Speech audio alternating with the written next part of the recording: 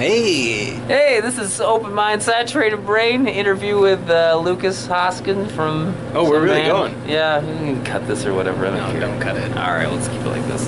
All right, so what band are you playing? I play in Protest the Hero. I tried to. What was your first band? Happy Go Lucky. Is that the same band? Oh, yeah. All right, so why'd you Well, change? it was more ska at that time. I don't remember you guys being ska. Well, we used ska chords.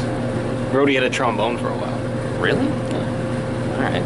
That's like. What if I do this? Free Dave, you can do whatever you want. Just floating say- heads. Yeah. Can I do this? You can do whatever you want. I don't care. Okay, floating head. So why do you remember why you called yourself Happy Go Lucky? I don't know. I can honestly say I didn't have part in naming it that. Who did? I think it was Mo and Rody and RF. Well, RF probably not. Mo and Rody though. Okay. That's all right. And then you guys changed names because. It's the worst name in the history of names. All right. And then you changed the Protest the Hero. Which is a little better. I hate it now, but it was at the time. Oh, really? Better. I don't mind it. I always used to like when we would go to your shows, like, let's go see Protest. We're just so lazy. Yeah. It's like, No, you can't finish it. Why But would you? there's a lot of Protest the name. verb than noun names now. That's true. So- But at the time when you guys came out with it, I There- don't remember being that many. No, I don't think there were. You started it. Probably not. You get credit for it. It's okay. Okay, we started. All right, you start. One of the things I was thinking about the other day was when I played, I don't know if you remember, I played a show with you, like my first show ever. Oh God, Nick Morgan. Yeah. Okay, you remember. And I remember Arf broke his bass and we had to like give him my bass. And I was just like, I didn't know my bass could sound that good. But I remember you guys playing an Anti-Flag cover. Mm-hmm. I don't know if you remember telling me this. You're like, dude, I can't even do the solo in that song because it's too hard. I probably still can't. I don't like learning things. Do you guys ever do covers? Yeah, and I love learning them. Oh my God.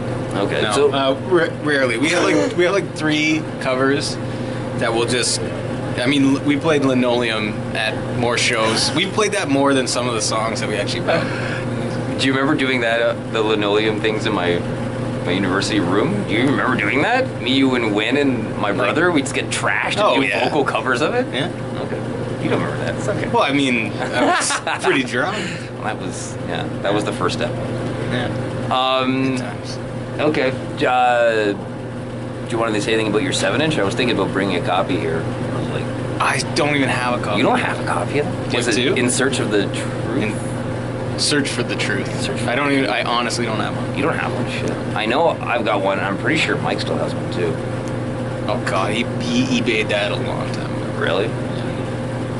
I hope he did. No, I don't think he did. I saw one where some guy was telling me he was selling it. Like if you're after that, it's apparently has some sort of worth because there aren't Okay. very many of them. No, what was the pressing? Like 500? Was it 1,000? No, I don't think so. Probably It not would- 300. Probably 5, Yeah, I'd say 500. Probably. but I wouldn't be surprised if it was So 3. they must have sold out. I could have sworn I saw you guys with them. Not the Oh, last time I saw you, but Oh God, you didn't get a repress, did you? no, and we never will. No. Now that I don't even about think- it. What a stupid question. We wouldn't be able to find the master for it. I bet. What about that 5-song EP? The one that was never released that I have, that I'm going to release on the internet. El Chunky, is it called? I don't know. It's the one with the 5 tracks, Fifth Commandment. Yeah. It has like the. You're gonna release it unless we pay you a certain amount of money. So you really don't want it out there? No, I don't. I mean, All right. It's good. It's got Silent Genocide on it, and it has. There's another one. I think it'd be funny to Break the Chains. put up as a joke. Yeah. We could talk about that afterwards. But Yeah. I thought it'd be cool. I always like hearing where bands started from, Yeah. Same. even if they fucking suck ass. Yeah. I think that when you write the garbage, then you're still like you'll never not be embarrassed about it. But as you get older, you just start to give less fucks and.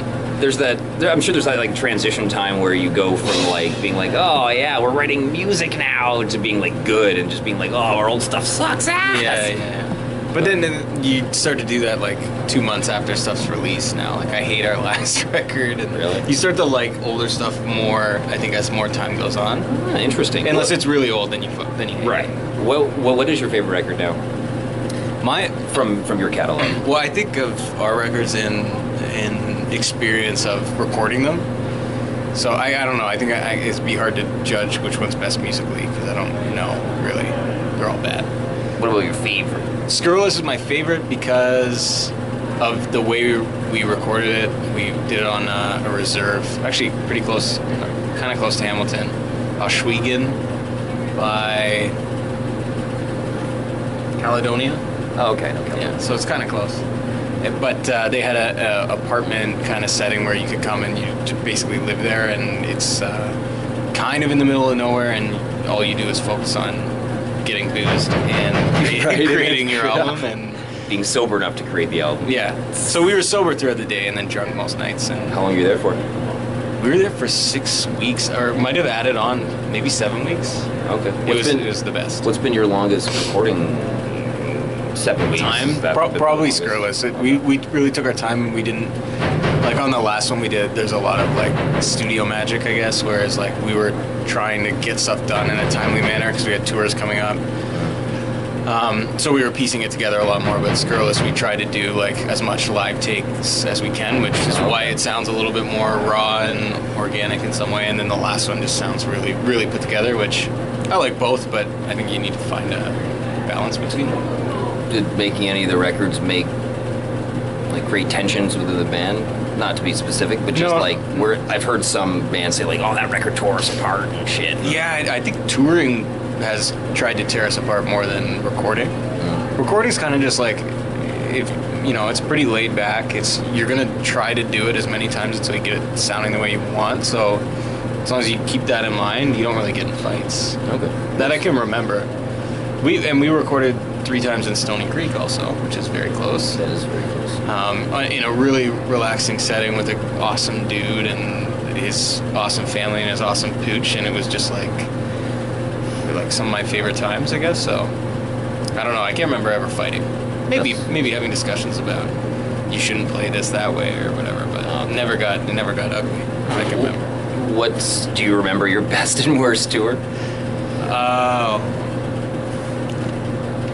That's a good question.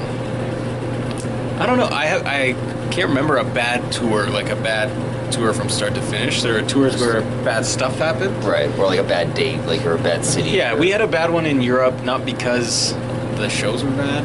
The shows were quite good, but we were flying almost every day.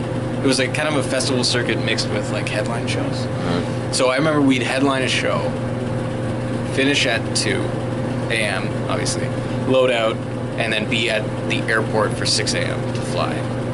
And then we'd fly to the next city, no sleep. It's hard to sleep on the plane. Yeah. And then have to play at like 1 p.m. or something crazy where and then you're up and you can't sleep, and it got really... You guys are fucking good,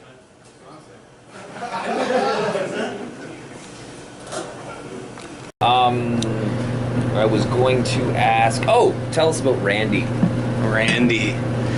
Still Randy? I'm guessing probably not. No, but not really by choice. You listen to them still?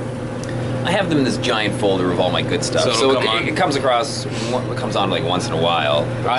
If that came on, like I can still sing you all of Can't Keep a Good Man Down. No question. Album's awesome. I could sing you every word. Remember that? If it were on. Remember that dance that you and Mike had, where They Will Fear Us? Do you remember that? You just like ran around the basement going like this.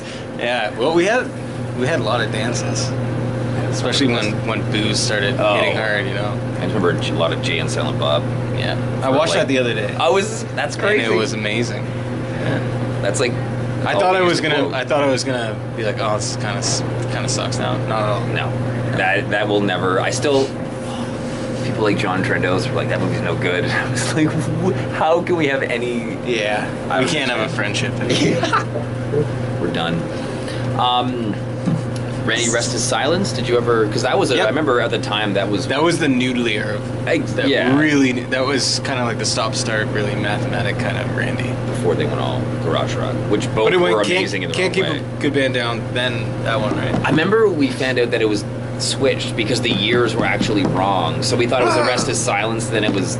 But wait, The Rest Is Silence came out first, 96. So it makes sense that that's crazier, and then they settled down. Yeah, because everything afterwards, when they went to like I kind of fell off when they were on G7 and they did Human Atom Bombs. I remember. It wasn't. You had the cheater. I always cheetah. You had the shirt. Yeah.